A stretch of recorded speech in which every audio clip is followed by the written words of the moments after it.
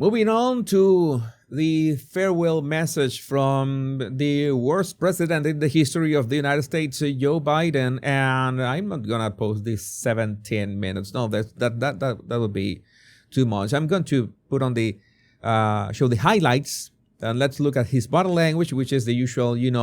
I don't know which version of Biden is this, which clone is this, but at least you could understand more or less what he was saying. But he was talking about misinformation, one of my favorite topics, because you know that misinformation is something that people throw around a lot these days, but they don't really know how to define it. How can they define it? And let's hear it from the guy himself. Americans are being buried. Oh, sorry, I have that problem with my audio now. Okay, now we're gonna be. Americans are being buried under an avalanche of misinformation and disinformation, enabling the abuse of power. Enabling the abuse of power. Who's in power, Joe? Who's been in power? You see that? Whose abuse of power has been enabled? Who's been in office this 4 years? The free press is crumbling. Editors are disappearing. Social media is giving up on fact-checking. The truth is smothered by lies, told for power and for profit. We must hold the social platforms accountable to protect our children, our families. Yeah, but the social platforms realize that trying to curb misinformation, trying to, how to say this, control the flow of opinions, it's not good business in the long run. You see, you saw Mark Zuckerberg. He's trying to kiss the ring of Donald Trump just to appease him. Oh, I will behave. No. Mark Zuckerberg is a snake. We already know that he's a snake. But he's trying to, turn the narrative around. In a very democracy, from the abuse of power.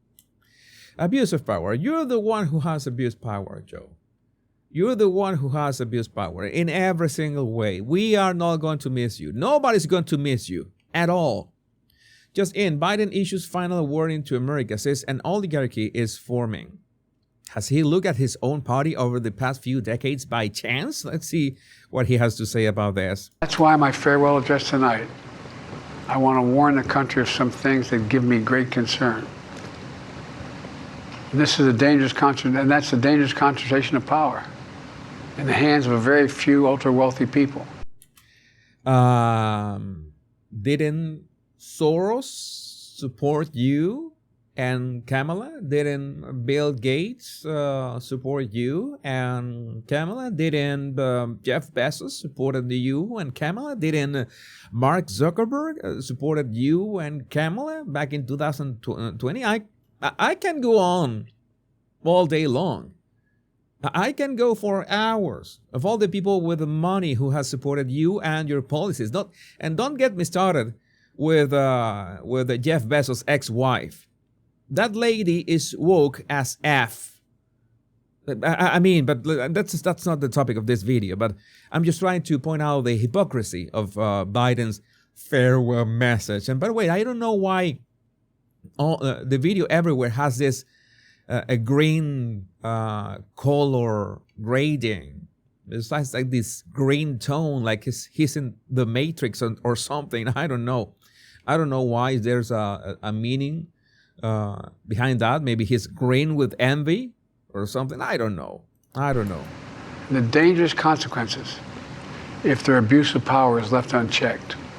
All right. Today, an oligarchy is taking shape in America of extreme wealth, power, and influence. You already say that. You're repeating yourself, but well. That literally threatens our entire democracy, our basic rights and freedoms, and a fair shot for everyone to get ahead. What?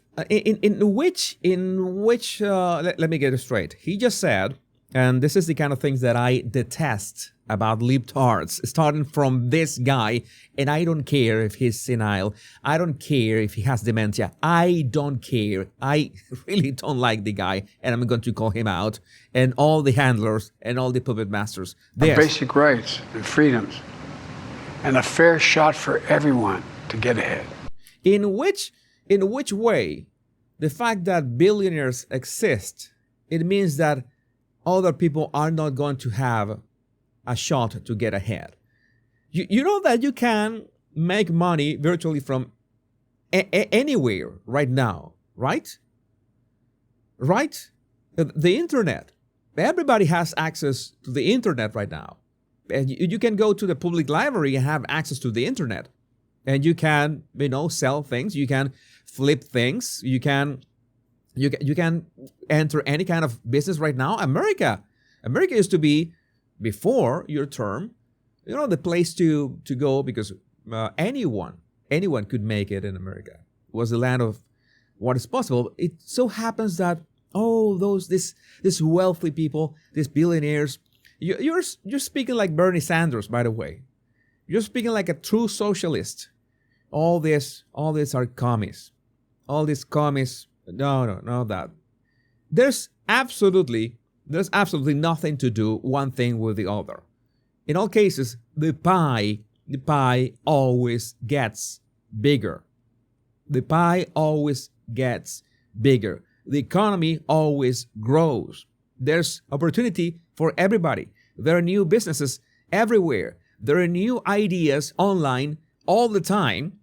You just have to look for them. But you want to perpetuate the victimhood in people. There's millionaires, there's billionaires there. Because they exist, then I cannot have. If they pay their fair share, then I will have. You are stimulating people. You're keeping people depending on handouts. And that's how libtards remain in power. That's how socialists remain in power. They make sure that the people feel like victims, and then the state comes and tries to help them with handouts. That's why they put all the wealthy people as enemies of the state. And of course, now they are enemies of the state because, they have sided with Trump. But weren't they as rich, as wealthy when they supported you? Hypocrisy. That's a hypocrisy. There's no other way. We see the consequences all across America, and we've seen it before. Which consequences, Joe? I want details. More than a century ago, but the American people stood up to the robber barons back then and busted the trusts. They didn't punish the wealthy. They just made the wealthy play by the rules everybody else had to. Yeah, this is the classic socialist, communist speech. The wealthy, the struggle of the classes. That doesn't apply anymore. That hasn't applied since like 10 or 20 years. That doesn't work anymore because people can literally thrive anywhere with a mobile phone. It's that simple. You cannot keep repeating that. But you still know that, Biden, he's so wise. He has so many years. He must know what he is. There are people that are so brainwashed that they still think that because some people have more than them, then that's why they don't have. Like this is some kind of zero-sum game. No, the economy is growing. So as the economy grows, and I'm not talking only about America's economy, I'm talking about the world's economy, there's more opportunity to anybody. That's how a Venezuelan can speak about American politics, not being inside the United States, not being a citizen of the United States. That's an example. That's one example. But no, they want you to feel like a victim. Elon Musk is evil. Since Elon Musk is a billionaire sending rockets into the how many children could have been fed with one rocket of last time I checked, I think that children don't eat rockets, but still I'm not a specialist in the topic, but I think that doesn't fit. That doesn't work like the way, but you know how it is with socialists, how they want to control people with those narratives. Also breaking, Joe Biden just sent out an address to the nation in his final days as president to randomly release an eerie message about the Statue of Liberty. The surprise of nearly everyone who viewed this video. This is the same video, or this is a different one? Is this the same video? I think that this has different contrast. I think this is the same, but the color grading is different. Let's watch this. I'll have to pump up the volume is the only thing. Long ago in New York Harbor, an iron worker installed beam after beam, day after day. He was joined by steel workers. Oh no, I need to remove the music in this one. I don't want to be copyrighted. It's gonna be really quick. Just isolate the voice, and we can keep listening. Stonemasons, engineers. They built not just a single structure, but a beacon of freedom. The very idea of America was so big, we felt the entire world needed to see. The Statue of Liberty. The Statue of Liberty is not standing still. Her foot literally steps forward atop a broken chain of human bondage. She's on the march, and she literally moves. She was built to sway back and forth to withstand the fury of stormy weather. The only time that we were worried about the Statue of Liberty was because of David Copperfield. Just random fact. Stand the test of time because storms are always coming. She sways a few inches, but she never falls into the current below. An engineering marvel. Did someone else write it for you, Joe? Because you absolutely didn't write that. I think that your brain, your conscious brain, is not registering what you're saying. You're just reading words on a screen. He's just reading words on word after word. And you can see that he's got that expression. Okay, you have a teleprompter. You need to address the nation. I understand that you absolutely need a teleprompter. But boy, you can at least check what you're going to read before you read it, because it's going to be a bit embarrassing. It's going to be embarrassing. The Statue of Liberty is also an enduring symbol of the soul of our nation. A soul shaped by forces that bring us together and by forces that pull us apart. Sir, this is a Wendy's. And yet through good times and tough times, we've withstood it all. A nation of pioneers and explorers, of dreamers and doers, of ancestors native to this land, of ancestors who came by force, the nation of immigrants. Oh no! I know what you're doing. A nation of immigrants Came to build a better life. A nation holding the torch of the most powerful idea ever in the history of the world. That all of us are created equal. That all of us deserve to be treated with dignity, justice, and fairness. So you spoke all this. You have all this rant about the Statue of Liberty only to talk about immigrants and how we are all created equal. I have some words about that, but I will refrain from that. I will have further commentary maybe at the end of this show, but not right now. But this is also manipulation. Oh, you want to make it like what the Statue of Liberty stands for is like, oh, the immigrants right now, all those immigrants, we are all created equal. Maybe that's what, like in California, they want. No, it's like they treat immigrants better than American citizens. But there's actual inequality in that sense. But again, that is a topic for another video. Let's continue. Joe Biden claims that climate change is responsible for the fires in California and the hurricane in North Carolina. All right, this was unsurprising. Right now, the existential threat of climate change has never been clearer. Just look across the country, from California to North Carolina. That's why I signed the most significant climate and clean energy law ever in the history.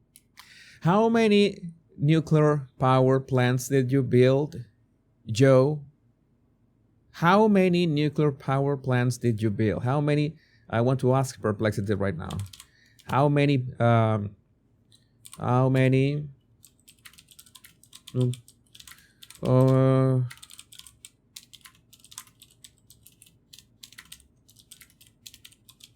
maybe I'm wrong. Maybe he built some of them, but I want to make sure, because I really don't know. Let's say. Say, well, he didn't build them himself, just like Elon didn't build the rockets himself. Okay, the Biden administration unveiled a roadmap in November 2024. November 2024. What took you so long to triple the U.S. nuclear power capacity by 2050? Couldn't you do that at the start of your? No, this is highly hypocritical. You know that they begin to talk about climate change. Okay, talk about climate change. We are fine. Talk about that. How many nuclear power plants have you built? It's a simple question, Joe. Answer the question. It's that simple. Yeah, people. Yeah, Zabornik. People are working on smaller reactors. It would be safer, would be quicker to build, would be safer. We need more nuclear power, and every country needs that new technology. And we have way safer nuclear power right now than 20 or 30 years ago.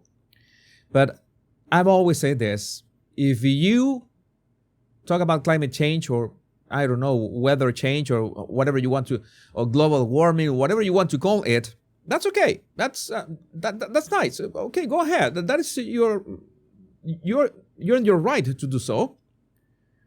But how many nuclear power plants have you built? How many times you have tried to push for nuclear power? That is important. Anybody, this is my rule.